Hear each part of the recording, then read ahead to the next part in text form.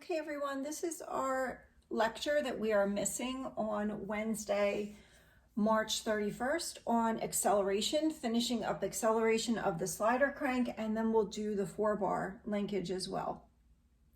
So we are starting on page 340 in the paper textbook, and our linkage is shown in figure 6.11. So you want to turn to that page, 340 in the textbook, which would be 361 in the PDF. And we're going to start, of course, again, looking at our slider crank and doing our vector loop equation. Okay, so we're going to have R2. I see there's a little glare there on the screen. All right, hopefully that's okay. R2 plus R3 minus R4 minus R1 equals 0. And then we have our equation AE2 plus BE3 minus CE4 minus DE1 equals 0. So this is our position equation that we have seen before. We take the first derivative and we have our velocity equation, which we worked through before. So now we're going to take the derivative again because we're looking for acceleration. So let's take the derivative of each of these three terms that we had from the velocity equation. So let's take the derivative with respect to time of the first. So A omega 2 N2, when we take the derivative of that, we know that A is not changing. So we get A alpha 2 because the derivative of the omega, our angular velocity, is alpha, our angular acceleration, times N2. And we also have our N2 is changing with respect to time. So when we take the derivative of, using the chain rule, again, we get negative A omega 2 squared E2. So our A is constant, but our omega 2 is changing with respect to time, and our N2 is changing with respect to time. We take the derivative of the next term, which is B omega 3 N3, and again, omega 3 and N3 are changing with respect to time. So we get a very similar looking terms from what we just did in the first, with the first term. We get B angular acceleration of the third link times N3 minus B omega 3 squared E3. Okay, so if you need to review taking the derivative of N with respect to time, you may want to do that from last time's notes. And then let's look at taking the derivative of the third term here in our velocity equation, and that's the derivative with respect to time of d dot in the E1 direction. We know that E1, that's the unit vector between the ground pins, is not changing with respect to time, so the derivative of doing the chain rule, that term is going to equal 0. But d dot is changing with respect to time, and that derivative would be d double dot. So we wind up with only one term here when we do the chain rule for this term because the E1 is constant. Okay, so we wind up with our three sections here, and I combine them all here for our acceleration equation based on our vector loop. And we get A alpha 2 N2 minus A omega 2 squared E2 plus B alpha 3 N3 minus B omega 3 squared E3 minus D double dot E1. And the D double dot again just means, and let's set that equal to 0, that just means the second derivative of D with respect to time. Okay, so what are our knowns and what are our unknowns? So we're going to separate those out. Again, our knowns are A, B, C, and D, our link lengths. At this point, we have already run a velocity analysis.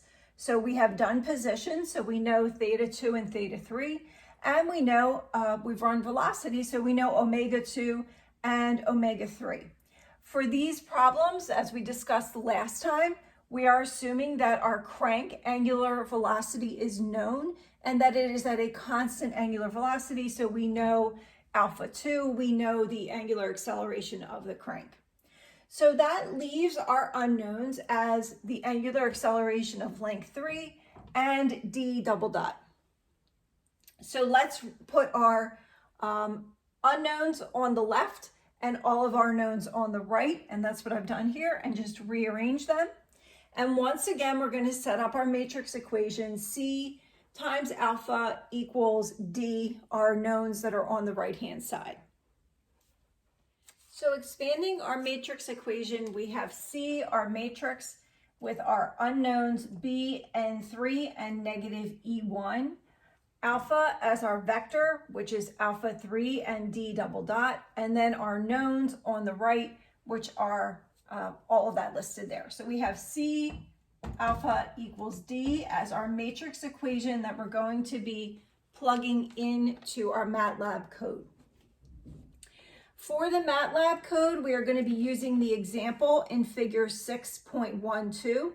So where we have a 0 vertical offset for the piston relative to the crank, to the ground pin of the crank. So you see we have a and C, points A and C on a straight horizontal line there. So we call that a vertical offset of 0 for the piston.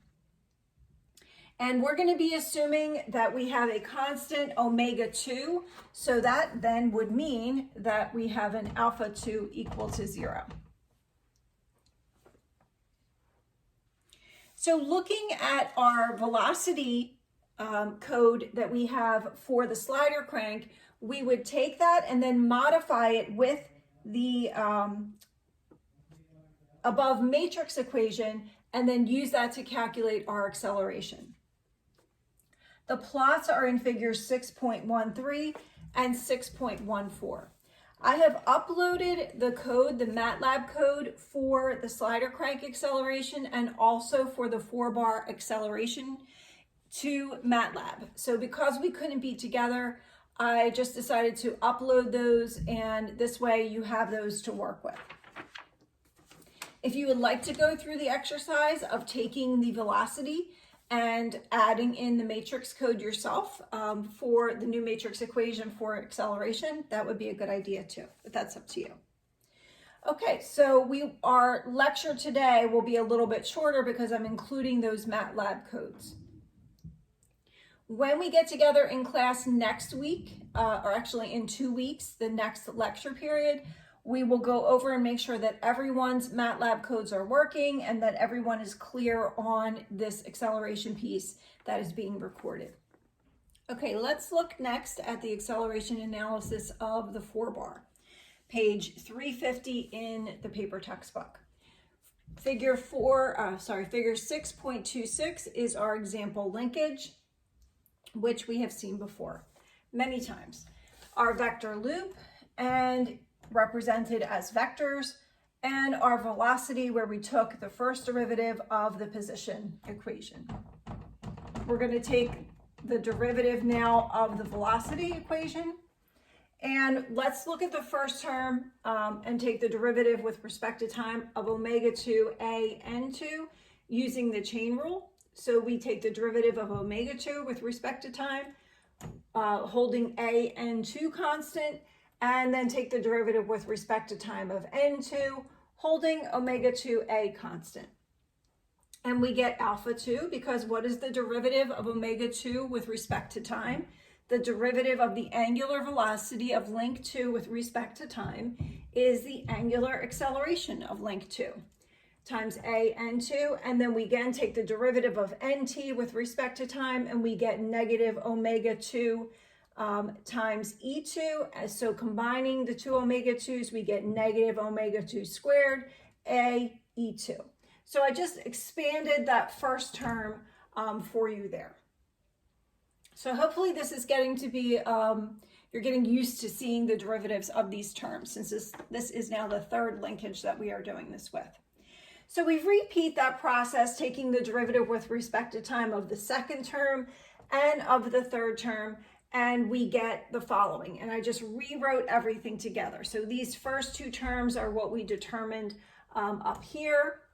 And then these two terms come from the derivative with respect to time of our second term. And then these two terms come with by taking the derivative with respect to time of the third term in the velocity equation. So we get this long acceleration equation for the 4-bar. Go through and take the derivative with respect to time of each of those terms and make sure that you get the same thing and see where it's coming from. We put our unknowns on the left and our knowns on the right. And as you are probably now ready to see, we're going to set that up as our matrix equation for MATLAB.